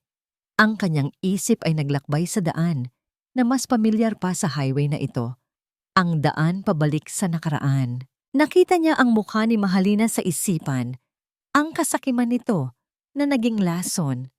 At pagkatapos, nakita niya ang mukha ni Clara, ang sinseridad nito na siya namang sinira ng sarili niyang lason, ang lason ng pagdududa. Pareho lang sila ni Mahalina. Pareho silang nanakit ng isang taong walang kasalanan. Sa isang biglaang desisyon, kinabig ni Sinag ang manibela sa susunod na exit. Isang pamilyar na signboard ang kanyang nakita. Welcome to Barrio Amihan. Hindi niya alam kung bakit, ngunit ang kanyang mga gulong ay dinala siya pabalik sa lugar kung saan nagsimula at gumuho ang lahat. Kailangan niyang harapin ang mga multo ng kanyang nakaraan. Sound of the car engine stopping, the door opening to the sound of crashing sea waves and wind. Ipinark ni Sinag ang kotse sa dulo ng kalsada. Bumaba siya at sinalubong ng malakas na hangin at amoy ng alat. Naglakad siya sa dalampasigan. Ang kanyang mamahaling sapatos ay lumulubog sa basang buhangin. Ito ang dalampasigan, ang lugar kung saan niya binuo ang kanyang mga pangarap kasama si Mahalina. Ang lugar kung saan dinurog ni Mahalina ang mga pangarap na yon, kasama ang kwintas na gawa sa sigay. Tumingin siya sa papalubog na araw.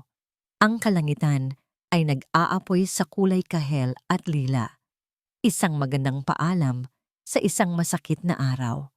Ang sakit na nararamdaman niya ngayon para kay Clara ay humalo sa lumang sakit na nararamdaman niya para kay Mahalina. Ngunit ngayon, malinaw na ang pagkakaiba. Ang isa ay sakit ng kataksilan. Ang isa ay sakit ng pagsisisi. Sound of gentle waves, the cry of seagulls. The rain has stopped. Sa isa ring dalampasigan, sa ibang probinsya, nakaupo si Clara sa isang malaking bato. Nakauwi na siya. Ang hangin ng dagat ay dahan-dahang pinapatuyo ang mga luha sa kanyang pisngi. Ito ang kanyang kanlungan. Dito, ang mga problema ay tila hinihila ng alon pabalik sa karagatan.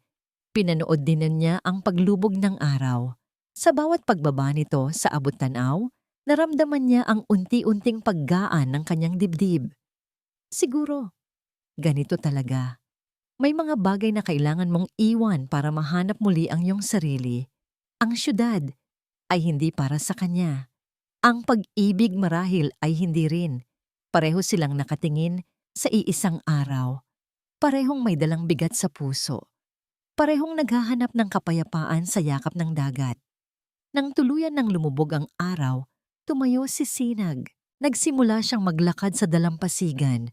Walang tiyak na direksyon. Hinahayaan ang mga alon na hugasan ng kanyang mga yapak at marahil, pati na rin ang kanyang mga pagkakasala. At sa di kalayuan, sa ilalim ng papalubog na liwanag, nakita niya ang isang anino. Isang babae. Nakayuko ito. Tila may pinupulot sa buhanginan. Ang paraan ng kanyang paggalaw. Ang simple niyang bestida na hinahangin. May isang bagay na pamilyar. Humakbang siya palapit. Ang puso niya ay biglang nagsimulang kumabog ng mas mabilis. Ang babae ay umangat ng tingin. At sa huling sinag ng dapit hapon, ang kanilang mga mata ay nagtagpo. 100 metro ng basang buhanginan ang naghihiwalay sa kanila. Ngunit para kay Sinag, ang distansya ay nawala. Ang baryo Amihan, ang baryo ni Clara, ang dalawang lugar na pinagmulan ng sakit at pag-asa ay iisa pala. Nakatayo sa dalampasigan ng kanyang nakaraan, natagpuan niya ang babaeng sanay maging kanyang kinabukasan, si Clara. Ang oras ay tila huminto. Ang tanging gumagalaw ay ang hangin na marahang naglalaro sa buhok ni Clara at ang mga alon na walang sawang humahalik sa buhanginan. Para kay Sinag, ang bawat metro na naghihiwalay sa kanila ay parang isang malawak na karagatan ng kanyang mga pagkakamali. Nakita niya ang gulat sa mga mata ni Clara na mabilis na napalitan ng pag-iingat pagkatapos ay ng isang pamilyar na sakit. Ito ang unang pagkakataon na nakita niya ang resulta ng kanyang ginawa. Ang sugat na iniwan niya sa mga matang dati ay puno ng pag-asa. Humakbang siya, dahan-dahan. Bawat hakbang ay mabigat, isang pag-amin sa kanyang kasalanan. Nakita niyang bahagyang umatras si Clara, isang maliit na galaw na tumusok sa kanyang puso na parang isang karayom. Huminto siya ilang talampakan mula rito, binibigyan ito ng espasyo. Iginagalang ang pader na siya mismo ang nagtayo sa pagitan nila. Clara, sabi niya. Ang pangalan nito ay halos isang bulong na tinangay ng hangin. "Anong ginagawa mo dito?" tanong ni Clara. Ang boses ay mahina ngunit matatag. May lamig na hindi pa niya naririnig mula rito dati. "Hinahanap ka," sagot ni Sinag. Isang mapait na ngiti ang sumilay sa mga labi ni Clara. "Para ano? Para tapusin ang hindi mo natapos. Para sabihin ulit sa akin na nagkamali ka sa pagtitiwala mo. Huwag kang mag-alala, Sinag. Narinig ko ng malinaw at umalis na ako. Wala ka nang dapat ipangamba." Ang bawat salita ay isang nararapat na parusa. Tinanggap ito ni Sinag. "Tama ka," sabi niya. At sa wakas ay nagkaroon siya ng lakas ng loob na salubungin ang mga mata nito. "Nagkamali ako, pero hindi sa paraang iniisip mo. Ang pagkakamali ko ay ang hindi pagtitiwala sa'yo." Hindi umimik si Clara, ngunit nakita ni Sinag ang bahagyang pagbabago sa ekspresyon nito. Isang kislap ng pagtataka. "Alam ko na ang lahat." Pagpapatuloy ni Sinag, ang boses ay basag na ngayon sa bigat ng pagsisisi. "Alam ko na kung sino ang lalaki sa litrato. Alam ko na kung ano ang laman ng sobre. At alam ko na kung sino ang nagpadala." Kinuha niya ang kanyang telepono. Nanginginig ang kanyang mga kamay habang hinahanap ang ebidensya. Iniharap niya ito kay Clara. "Pakiusap, tingnan mo." Nag-alinlangan si Clara. Ngunit ang desperasyon sa boses ni Sinag ay tila nag-udyok sa kanya na humakbang palapit. Sa screen ng telepono, ipinakita ni Sinag ang lahat. Ang malinaw na kuha ng CCTV kung saan masayang nag-uusap si Clara at ang kanyang pinsan, ang kopya ng mga dokumento sa loob ng sobre, at ang pinakamatinding ebidensya, ang larawan ni Mahalina sa loob ng kotse. Ang muka ay nagliliwanag sa tagumpay habang ipinapadala ang mensaheng sumira sa lahat. Habang tinitingnan ni Clara ang mga imahe, ang pader na itinayo niya sa kanyang paligid ay unti-unting gumuho. Ang kanyang mga balikat ay nagsimulang manginig. Isang luha ang pumatak mula sa kanyang mata, sinundan ng isa pa. Ngunit hindi ito luha ng kalungkutan. Ito ay luha ng paglaya. Ang bigat ng akusasyon, ang kahihiyan, ang sakit. Lahat ay unti-unting inaalis sa kanyang dibdib. "Clara, patawarin mo ako," sabi ni Sinag. Ang boses niya ay halos hindi na marinig sa gitna ng mga hikbi nito. "Nadala ako ng nakaraan ko. Nadala ako ng takot na masaktan muli. Ang sugat na iniwan sa akin ni Mahalina, ginamit ko para saktan ka, at habang buhay kong pagsisisihan yon. Hindi ako humihingi ng pangalawang pagkakataon. Ang hinihingi ko lang ay ang kapatawaran mo." Hindi na niya kinaya. Napaluhod si Sinag sa basang buhanginan. Ang kanyang mga balikat ay nanginginig, hindi na bilang isang bilyonaryo o isang chairman, kundi bilang isang lalaking durog ang puso dahil sa sarili niyang pagkakamali.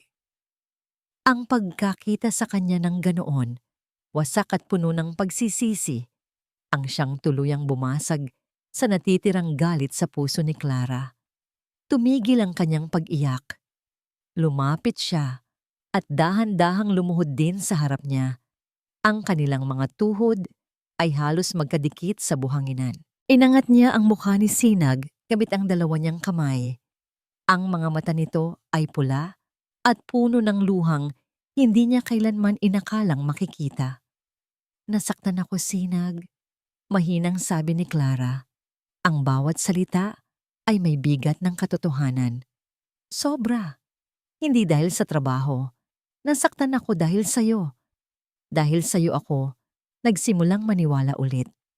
At ikaw din ang biglang bumawi noon." Walang pagtatanggol sa mga mata ni Sinag, tanging pagtanggap. "Alam ko. Patawad." Tinitigan siya ni Clara ng matagal. Nakita niya ang lahat. Ang sakit, ang pagsisisi, ang sinseridad. Nakita niya ang lalaking nakilala niya sa kainan. hindi ang estrangherong nagpaalis sa kanya sa opisina. At sa gitna ng kapatawaran, may isang bagay na mas malakas na nabuo. Ang pag-unawa. "Tumayo ka," sabi niya. Ang boses ay malumanay na. Tinulungan niya itong tumayo. At sa kanilang pagtayo, tila may isang mabigat na bagay na naiwan sa buhanginan. Nang makatayo na sila, may kinuha si Sinag mula sa kanyang bulsa. Sa kanyang palad, nakalatag ang isang pamilyar na kwintas na gawa sa maliliit at puting mga sigay. Ang kwintas na nakita niya sa panaginip at nakaraan ni Sinag.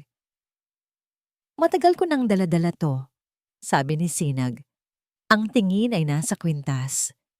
Simbolo to ng isang sirang pangako, ng sakit, ng lahat ng maling nangyari sa buhay ko. Nag-angat siya ng tingin at sa pagkakataong ito, ang kanyang mga mata ay puno na ng isang bagong determinasyon. Pero hindi na dapat ganito. Pagpapatuloy niya, ito dapat ang simbolo ng pag-ibig, hindi ng sakit. Inilahad niya ang kwintas kay Clara. "Gusto kong ibigay sa'yo para magsimula muli. Para ang isang bagay na sumira sa akin noon ay maging simula ng pagbuo natin ngayon." Ang alok ay higit pa sa isang kwintas. Ito ay isang alok ng isang pusong handang maghilom. Isang alok ng isang bagong kwento na sila ang magsusulat. Nag-alinlangan si Clara, ngunit nang tingnan niya ang mga mata ni Sinag, wala na ang multo ni Mahalina. Ang nakita niya ay isang lalaking nag-aalay ng kanyang basag na mga piraso. Nagbabaka sakaling tutulungan siyang buuin itong muli. Dahan-dahan, tinanggap niya ang kwintas. Ang mga sigay ay malamig sa kanyang palad, ngunit ang kilos ay nagbigay ng init sa kanyang buong pagkatao. Isang mahabang katahimikan ang namagitan sa kanila, puno ng mga hindi na kailangang sabihin. Ang tunog na lang ng mga alon ang kanilang narinig. Sa wakas, nagsalita si Sinag. Ang kanyang boses ay puno ng pag-asa at takot. "Handa ka na bang bumalik sa Hiraya? Kasama ko?" Hindi agad sumagot si Clara. Tumingin siya sa kwintas sa kanyang palad. Pagkatapos ay sa mga mata ni Sinag na puno ng pag-asa at sa papalubog na araw sa kanilang likuran. Ang kanyang sagot ay magtatakda ng kanilang kinabukasan. Makalipas ang 6 na buwan, ang lungsod ng Hiraya ay pareho pa rin, maingay, magulo, at puno ng mga pangarap. Ngunit para sa ilan, ang lahat ay nagbago na. Sa isang malawak na construction site sa labas ng syudad, isang babae ang nagbubuhat ng mga hollow block sa ilalim ng sikat ng araw. Ang kanyang balat ay kulay kape na ngayon dahil sa init, ang kanyang mga kamay ay magaspang at ang mamahaling bestida ay napalitan na ng simpleng damit trabaho. Nang mag-angat siya ng tingin para punasan ang pawis sa kanyang noo, ang dating mapagmataas at aroganteng mga mata ni Mahalina Cortez ay blanko na. Wala na ang galit, wala na ang inggit. Ang natira na lang ay ang pagod at ang tahimik na pagtanggap sa kanyang bagong buhay, isang buhay na malayo sa kinang ng perlas na minsan niyang inasam. Sa ituktok ng pinakamataas na gusali sa syudad, sa loob ng dating malamig na boardroom ng Perlas Wealth Bank, ang hangin ay iba na. Ang mahabang mesa ay napapaligiran na hindi lang ng mga matatandang negosyante, kundi pati na rin ng mga bagong mukha, mga community leader, mga kinatawan ng maliliit na negosyo, at mga kabataan. Sa kabisera, nakaupo si Sinag de la Vega, hindi na may bigat sa kanyang mga balikat, kundi may liwanag sa kanyang mga mata. Sa kanyang tabi, nakaupo si Clara, hindi na bilang isang takot na teller, kundi bilang ang executive director ng kanilang bagong proyekto. Ipinagmamalaki po naming i-anunsyo ang opisyal na paglulunsad ng Hiraya Foundation. Nagsimulang magsalita si Sinag. Ang kanyang boses ay puno ng kumpiyansa at sinseridad. 1% po ng kabuuang kita ng Perlas Bank bawat taon ay ilalaan natin para magbigay ng scholarship at business grants sa mga kabataang may pangarap mula sa iba't ibang probinsya. Tumingin siya kay Clara at isang nanggiti ng paghanga at pagmamahal ang kanilang pinagsaluhan. Dahil naniniwala kami, dagdag ni Clara, ang kanyang boses ay malinaw at matatag, na ang tunay na yaman ng isang bansa ay hindi nakatago sa loob ng mga vault, kundi nasa puso at isipan ng mga kabataan nito. Ang Perlas Bank ay hindi na lang magiging bangko ng pera, magiging bangko na rin ito ng pag-asa. Palakpakan ang umalingaw-ngaw sa silid, at sa gitna ng lahat, nakita ni Sinag ang kanyang sarili sa mga mata ng mga batang iskolar na naroroon, mga dating probinsyanong tulad niya, na ngayon ay binibigyan ng pagkakataong abutin ang kanilang mga pangarap nang hindi kinakailangang isuko ang kanilang pagkatao. Kinabukasan, ang mamahaling kotse ni Sinag ay pumarada sa harap ng isang simpleng bahay na gawa sa kahoy at kawayan. Ito ang tahanan ni Clara. Bumaba sila hindi na mga opisyal ng bangko, kundi bilang isang magkasintahan na umuuwi. Ang kanilang pagdating ay sinalubong ng magulong saya. Ang mga nakababatang kapatid ni Clara ay tumakbo para salubungin sila. Ang mga magulang nito ay lumabas na may malawak na ngiti. Si Sinag, na may dalang mga pasalubong, ay hindi itinuring na isang bilyonaryo. Itinuring siyang pamilya. Sa kanilang simpleng hapagkainan, habang pinagsasaluhan nila ang bagong huling isda at mainit na kanin, naramdaman ni Sinag ang isang kaligayahang hindi kayang bilhin ng 10 bilyong piso. Ang tunog ng tawanan ng pamilya, ang kwentuhan ng mga bata, ang mapagmahal na tingin sa mga mata ng mga magulang ni Clara. Ito ang yaman na matagal na niyang hinahanap. Sound of gentle waves, the soft, hopeful piano music slowly fades back in. Nang hapon na yon, sa paglubog ng araw, naglakad sila sa dalampasigan kung saan sila muling nagkita. Ang langit ay muling nag-aapoy sa kulay kahel at lila, ngunit hindi na ito isang paalam sa isang masakit na araw. Ito na ngayon ay isang pangako ng isang magandang bukas. Magkahawak ang kanilang mga kamay. Ang mga paa ay naglalaro sa dulo ng mga alon. Sa leeg ni Clara, suot niya ang kwintas na gawa sa sigay. Huminto sila at hinarap ang papalubog na araw. Sumandal si Clara sa balikat ni Sinag at isang perpektong kapayapaan ang bumalot sa kanila. Sino ang mag-aakala, bulong ni Clara, na ang lahat ay magsisimula sa isang baso ng tubig at sa dumi sa iyong sapatos? Ngumiti si Sinag at mas hinigpitan ang hawak sa kamay nito. Tumingin siya sa babaeng nagbago ng kanyang buhay, ang babaeng nagturo sa kanya kung paano muling magtiwala at magmahal, ang babaeng nakakita sa kanyang halaga kahit noong siya'y nakadamit basahan. Mali ka, mahinang sagot ni Sinag. Tumingin sa kanya si Clara ng may pagtataka. Hindi doon nagsimula ang lahat. Pagpapatuloy ni Sinag, ang kanyang mga mata ay nagniningning na parang mga bituin. Nagsimula ang lahat noong natagpuan kita, dahil sa lahat ng yaman sa mundo, sa lahat ng perlas na mahahanap sa ilalim ng dagat. Marahan niyang inangat ang mukha ni Clara at hinalikan ito ng buong pagmamahal. Ikaw ang tunay na yaman ko, Clara. Ang aking perlas. At dito nagtatapos ang kwento ni Sinag at Clara. Mula sa kaibuturan ng aking puso, maraming salamat po sa inyong pagsama sa amin sa paglalakbay na ito. Isang karangalan, ang maging bahagi ng inyong mga araw at gabi, ang pumasok sa inyong mga tahanan sa pamamagitan ng isang simpleng kwento. Ang pagsulat sa buhay ni Sinag at Clara ay isa ring paglalakbay para sa akin. Bawat kabanata ay isang paalala na sa likod ng bawat tao, mayroong kwentong hindi natin nakikita. Isang kwento ng sakit, ng pagbangon at ng pangarap. Ito ay isang paglalakbay na puno ng luha at pag-asa at sana, sa anumang paraan, ay naantig nito ang inyong mga puso. Nais kong iwan sa inyo ang mensahe na ang pagpapatawad, gaano man kabigat, ang siyang tunay na susi sa kapayapaan, na ang pag-asa ay laging masusumpungan kahit sa pinakamadilim na sandali.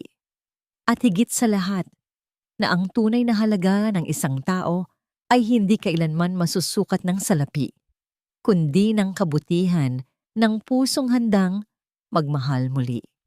Isang karangalan po para sa akin na marinig ang inyong mga saloobin. Ano po ang aral na tumatak sa inyong puso mula sa kwento ni Sinag at Clara?